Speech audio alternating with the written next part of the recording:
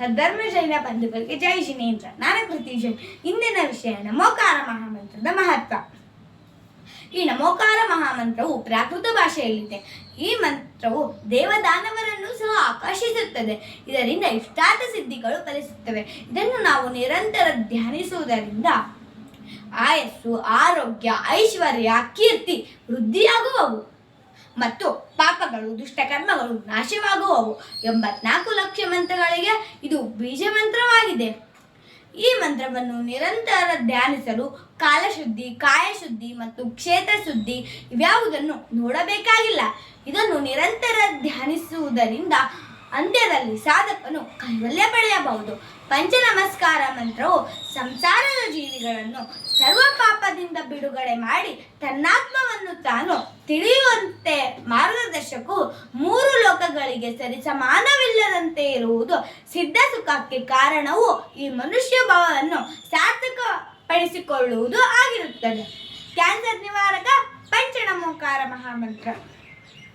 ಗುಜರಾತ್ನ ನಿವಾಸಿಯಾದ ಗುಲಾಬ್ ಚಂದ್ ಅವರು 40 ವರ್ಷಗಳಿಂದ ಕ್ಯಾನ್ಸರ್ ಕಾಯಿಲೆಯಿಂದ ಬಳಲುತ್ತಿದ್ದರು.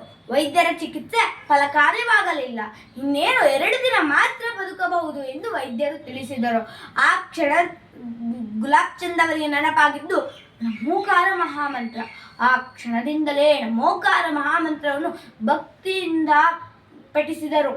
ಕ್ರಮೇಣವಾಗಿ ಕ್ಯಾನ್ಸರ್ ಗುಣಮುಖವಾಯಿತು. ಅಷ್ಟೇ ಅಲ್ಲದೆ ಅವರ ಸಹೋದರಿ ಕೂಡ ಉಬ್ಬಸ ಕಾಯಿಲೆಯಿಂದ ಬಳಲುತ್ತಿದ್ದಳು.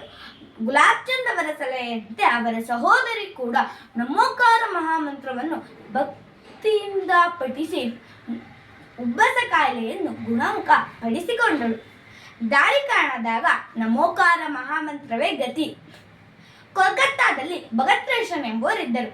ಇವರಿಗೆ ನಮೋಕಾರ ಮಹಾಮಂತ್ರವೆಂದರೆ ಪಂಚ ಪ್ರಾಣ. ಹೀಗಿರಲು ಒಮ್ಮೆ ಇವರು ಸ್ನೇಹಿತರೆಲ್ಲರೂ ಯಾತ್ರೆಗಾಗಿ ಹೊರಟರು. ಚಂದೇರಿ ರೈಲ್ವೆ ನಿಲ್ದಾಣದಲ್ಲಿ ಇಳಿದು ಕಾಡಿನೊಳಗೆ 8 ಮೈಲು ದೂರ ನಡೆದು ತುಬೋನಜಿ ಕ್ಷೇತ್ರದ ದರ್ಶನವನ್ನು ಪಡೆಯುವಷ್ಟರಲ್ಲೇ ಸೂರ್ಯಾಸ್ತವಾಗಿ ಕಗ್ಗತ್ತಲಾವರಿಸಿತ್ತು. ದಾರಿ ಕಾಣದಾಯಿತು. ಒಂದು ಕಡೆ ಕ್ರೂರ ಪ್ರಾಣಿಗಳ ಭಯ, ಇನ್ನೊಂದು ಕಡೆ ದರೋಡೆಗಾರರ ಭಯ. ಎಲ್ಲರೂ ತತ್ತರಿಸಿದರು. ಆಗ ಭಗತ್ಶ್ರೇಷ್ಠರು ಎಲ್ಲರಿಗೂ ಧೈರ್ಯ ಹೇಳಿ ನಮೋಕಾರ ಮಹಾಮಂತ್ರವನ್ನು ಪಠಿಸುತ್ತಾ ಹೊರಟರು. ಎಲ್ಲರೂ ಧ್ವನಿಗೂಡಿಸಿದರು.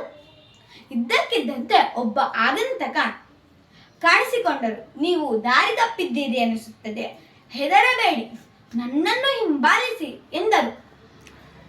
ಎಲ್ಲರೂ ಅವರನ್ನು ಹಿಂಬಾಲಿಸಿದರು. ಸ್ವಲ್ಪ ಸಮಯದ ನಂತರ ಚಂದೇರಿ ರೈಲ್ವೆ ನಿಲ್ದಾಣ ಬಂದಿತು. ಸಹಾಯ ಮಾಡಿದವರಿಗೆ ಹಣ ಕೊಟ್ಟು ಧನ್ಯವಾದ ಹೇಳಬೇಕು ಎಂದು ಜೇಬಿಗೆ ಕೈ ಹಾಕುವಷ್ಟರಲ್ಲಿ ಆಗಂತಕ ದೃಶ್ಯವಾದನು. ಇದನ್ನು ಕಂಡು ಯಾತ್ರಿಕರೆಲ್ಲರೂ ಆಶ್ಚರ್ಯಚಕಿತರಾದರು. ನಮೋಕಾರ ಮಂತ್ರದ ಮಹಿಮೆಯನ್ನು ಕಂಡು ಮತ್ತಷ್ಟು ವಿಶ್ವಾಸವನ್ನು ಹೆಚ್ಚಿಸಿಕೊಂಡರು. ವಿಶಾಪಕಾರಿ ನಮೋಕಾರ ಮಹಾಮಂತ್ರ. ಡಾಕ್ಟರ್ ನೇಮಿಚಂದ್ರರು ಕೆಂಜೇಳು ಕಡಿದವರನ್ನು ಒಂದು ನಿಂಬೆಹಣ್ಣಿನ ಹೋಳಿಗೆ ನಮೋಕಾರ ಮಂತ್ರವನ್ನು ಪಠಿಸಿ ಚೇಳು ಕಡಿದ ಜಾಗದಲ್ಲಿ ಉಜ್ಜಿದಾಗ ವಿಷವು ಇಳಿದು ಹೋಯಿತು. ಗುಜರಾತ್ ರಾಜ್ಯದಲ್ಲಿ 1008 ಮಹಾವೀರ್ ತೀರ್ಥಂಕರರ ಅಭಿಷೇಕವಾಗುತ್ತಿರುವಾಗ ಪ್ರತಿಮೆಯು ಜಾರಿ ಬಿದ್ದು ಕೊರಳು ಮುರಿಯಿತು. ಆಗ ಇಡೀ ಜೈನ ಸಮಾಜ ಚಿಂತಾಕ್ರಾಂತರಾಗಿತ್ತು. ಆಚಾರ್ಯ ಶ್ರೀ 108 ಸುಬಾಹು ಸಾಗರ ಸಂಘದೊಡನೆ ಅಲ್ಲಿ ತಂಗಿದ್ದರು. ಈ ವಿಷಯವನ್ನು ಶ್ರಾವಕರು ಅವರಿಗೆ ತಿಳಿಸಿದರು. ಆಗ ಮುನಿ ಮಹಾರಾಜರು ಇಡಾರ್ ಕ್ಷೇತ್ರದ ಗಣನಿ ಮಾತಾಜಿಯವರು, ವಿಶುದ್ಧ ಮಾತಾಜಿಯವರು ಮಾತ್ರ ಇದಕ್ಕೆ ಪರಿಹಾರ ಸೂಚಿಸಬಲ್ಲರು ಎಂದು ಸಲಹೆ ನೀಡಿದರು. ಶ್ರಾವಕರೆಲ್ಲರೂ ಇಡರ್ಗೆ ಹೋಗಿ ಮಾತಾಜಿಯವರನ್ನು ಕಂಡರು. ಆಗ ಮಾತಾಜಿ ಸಕ್ಕರೆ ತುಪ್ಪ ಲೇಪಿಸಿ ಒಂದು ಡಬ್ಬಿಯಲ್ಲಿ ಹಾಕಿ ಮುಚ್ಚಳವನ್ನು ಹಾಕಿ ಡಬ್ಬಿಯ ಮುಂದೆ ಕುಳಿತು 7 ದಿನ ಎಡುಬಿಡದೆ ನಮೋಕಾರ ಮಹಾಮಂತ್ರವನ್ನು ಪಠಿಸಿ ಎಂದು ಸಲಹೆ ನೀಡಿದರು. ಮೂರ್ತಿ ಮೊದಲಿನಂತಾಯಿತು. ನಮೋಕಾರ ಮತ್ತು ಆರೋಗ್ಯ.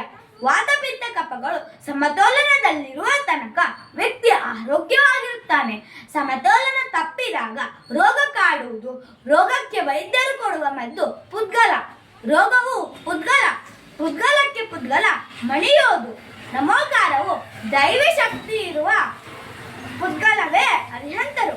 ಅವರ್ಣ ವರ್ಣ ಬಿಳಿ, ಸಿದ್ಧರ ವರ್ಣ ಕೆಂಪು, ಆಚಾರ್ಯರ ವರ್ಣ ಹಳದಿ, ಉಪಾಧ್ಯಾಯರ ವರ್ಣ ನೀಲಿ, ಸಾಹುಗಳ ವರ್ಣ ಕಪ್ಪು.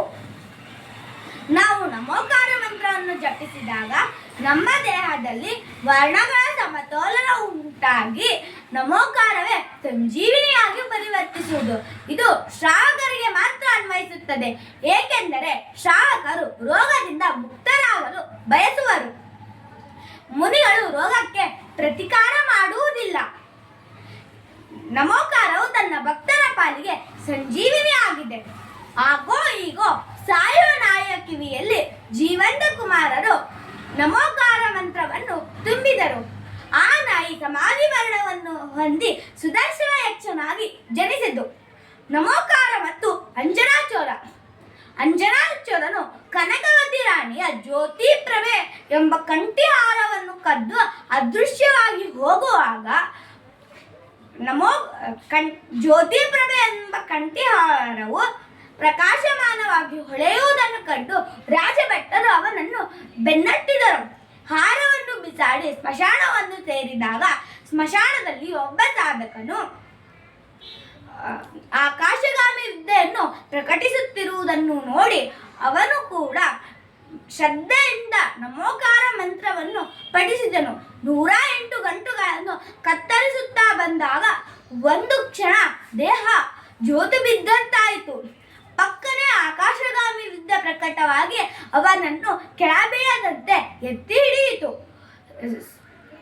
ಸುಮೇರು ಪರ್ವತಕ್ಕೆ ಬಂದು ದಿಗಂಬರೇತಿಯಾಗಿ ತಪವೆಸಗಿ ಅಷ್ಟಕರ್ಮಗಳನ್ನು ನಾಶ ಮಾಡಿ ಸಿದ್ಧಲೋಕಕ್ಕೆ ಹೋದನು. ನಮೋಕಾರ ಮಂತ್ರವು ಪತಿತ ಪಾವನ ಎಂಬುದಕ್ಕೆ ಇದಕ್ಕಿಂತ ಹೆಚ್ಚು ಸಾಕ್ಷಿ ಬೇಕೇ? ಧನ್ಯವಾದಗಳು. ಜೈ ಜಿನೇಂದ್ರ.